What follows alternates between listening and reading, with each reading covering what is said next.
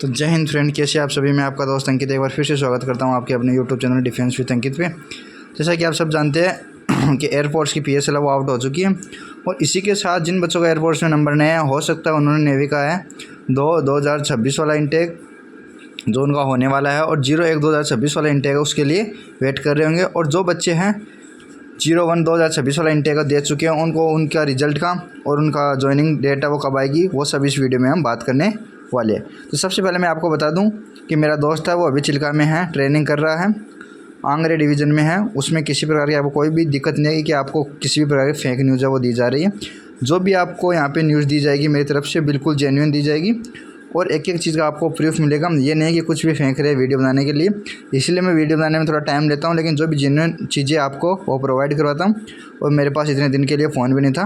तो चलिए फ्रेंड्स शुरू करते हैं आज की वीडियो को। तो सबसे पहले आपकी जो POP की डेट है 2/2025 वाले बैच, उसी के आधार पर आपकी ज्वाइनिंग डेट रिजल्ट डेट है वो जारी होगी, क्योंकि वहाँ से चिल्का से अगर कोई फ्री होगा बैच तो उसी के बाद में नए बैच की एंट्री होगी। तो सबसे पहले हम बात कर लेते हैं POP की। 2026 वाला बैच जो अभी वहाँ पे ट्रेनिंग कर रहा है उसकी POP है वो है 9 जनवरी को।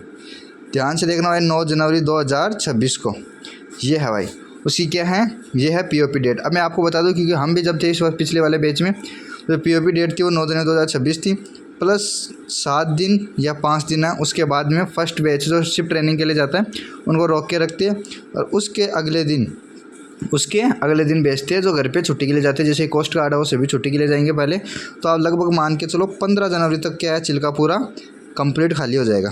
ठीक है, पूरा कंप्लीट चिल्का खाली हो जाएगा। उसके बाद ही अगली बैच की प्रक्रिया वो शुरू हो जाएगी। उसके बीच में आपको लगभग 1 महीने का टाइम मिलता है। तो आप मान के चलो आपकी ज्वाइनिंग डेट है वो लगभग मान सकते हो 12 से 13 फरवरी 2026 को आपकी ज्वाइनिंग हो जाएगी। तो इसी के आधार पर मैं बताना चाहूँगा कि आपकी रिज़ल्ट है वो कब आएगा। तो रिज़ल्ट आप मान के चलो कम से कम 20 दिन देते हैं, वो कभी कभी 10 भी दे देते हैं। तो आप मान के चलो 25 जनवरी से लेकर 28 जनवरी तक, 25 जनवरी से 28 जनवरी तक वो आपको रिज़ल्ट आपको देखने को मिल जाएगा। 30 भी लग सकती है, उसमें कोई बड़ी बात नहीं है, 1-2 दिन ऊपर नीचे हो सकता है, क्योंकि फौज का कुछ भी फिक्स शेड्यूल नहीं है भाई। मैं पहले आपको बता रहा हूँ फौज का कुछ भी फिक्स शेड्यूल नहीं है। जैसे कि आपने एयरपोर्ट के रिज़ल्ट में भी देखा होगा, कई बार 25 दिन में फिक्स रिज़ल्ट निकल जाता था, लेकिन कभी कभी 1 से 1.5 महीना भी फौज है वो ले लेती है। तो इसलिए बता रहा हूँ फौज का कोई फिक्स शेड्यूल नहीं है। इसके बाद में बात कर लेते हैं आपकी कट ऑफ की। तो कट ऑफ की मैं इसको बताने से पहले अपने पीछे वाले जो इंटेक है उसमें एनालिसिस करेंगे। पिछले वाले इंटेक की हरियाणा, क्योंकि हरियाणा, राजस्थान, UP, उत्तराखंड, इनका मैं कंपैरिजन इसलिए कर रहा हूँ क्योंकि सबसे हाईएस्ट है कट ऑफ वो इन्हीं स्टेट में आपको देखने को मिलेगी।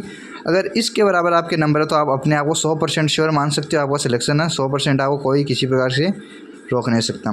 तो जो हरियाणा की है वो 52 थी, राजस्थान की भी 52 थी, UP की है वो भी 52 आपको देखने को मिली थी, और बिहार की 49, 50 में से एक कम थी। और जो उत्तराखंड था भाई इसकी हमेशा हाई जाती है, पता नहीं क्यों जाती है, उसकी 54 के लगभग आपकी कट ऑफ थी वो देखने को मिली थी। अब जो SSR वाले भाई हैं, भाई SSR की AA एंट्री तो अभी बंद हो चुकी है, उसके लिए आपको अलग कोर्स करना पड़ता है यहाँ आने के बाद में, 4 साल परमानेंट होने के बाद में। तो 45 भाई मैं बहुत ज़्यादा बोल रहा हूँ या बहुत कम बोल रहा हूँ ये मत समझना। 45 से लेकर 48 में जिस भी बच्चे के नंबर है, मतलब इन स्टेट को छोड़ के, इनको छोड़ के बोल रहा हूँ भाई, कि इनकी तो हाई जाती है, इसमें कोई संदेह नहीं है, वो अपने आप को सेफ मान सकते हो भाई 100%। ठीक है, क्योंकि इससे कम है वो लगभग सभी स्टेट की देखने को मिल जाती है। उसके बाद में बात कर लेते हैं थोड़ी सी MR की। MR में 3 प्रकार की ब्रांच होती है, मैंने देखा भाई, स्टेवर्ड, कुक और हाइजीनिस्ट। तो स्टेवर्ड की है वो सभी ऑल इंडिया लेवल पर उसकी है कट ऑफ देखने को मिलती है। जम्मू की भी सेम जाएगी, राजस्थान की भी सेम जाएगी, और भी जितने भी स्टेट हैं उनकी सेम आपको देखने को मिलेगी। वो है 28 से लेकर 31 नंबर आप मान सकते हो, कभी कभी 32-33 भी चले जाती है, वो रेयर केस होता है, तो आपको इतना कुछ घबराने की आवश्यकता नहीं है। उसके बाद बात करते हैं PFT फेल वालों का क्या होगा। तो आपको सीधा फंडा ये बता रखा है कि अगर आपकी डेट आप एलिजिबल हो और आपको दे रखा है कि PFT मतलब एलिजिबल फॉर 2026 वाले इंटेक में, तो आपको घबराने की बिल्कुल आवश्यकता नहीं है। आपको फिर से PFT देने का मौका मिलेगा। जो PFT में पास हो जाएंगे उनको फिर पेपर होगा, मेडिकल होगा, जो प्रक्रिया आप जानते हैं, तो उसमें आपको घबराने की आवश्यकता बिल्कुल भी नहीं है। और जिन भी बच्चों का 1-2 नंबर कम रह जाता है उनको भी बिल्कुल घबराने की आवश्यकता नहीं है, क्योंकि बहुत से बच्चों का एयरफोर्स में सिलेक्शन हो चुका है, क्योंकि PSL आ चुकी है, वो बच्चे उधर चले जाएंगे। तो इसलिए आपका थोड़ा सा कंपटीशन है वो आपको कम देखने को मिलेगा। और दूसरी चीज़ है नंबर ऑफ़ वैकेंसी पर निर्भर करता है। नंबर ऑफ़ वैकेंसी नेवी में फुल है भाई, क्योंकि हर महीने नई शिप आ रही, तो उनको चलाने के लिए मैन पावर की आवश्यकता होती है, जो आप या हम ही उनको चाहिए।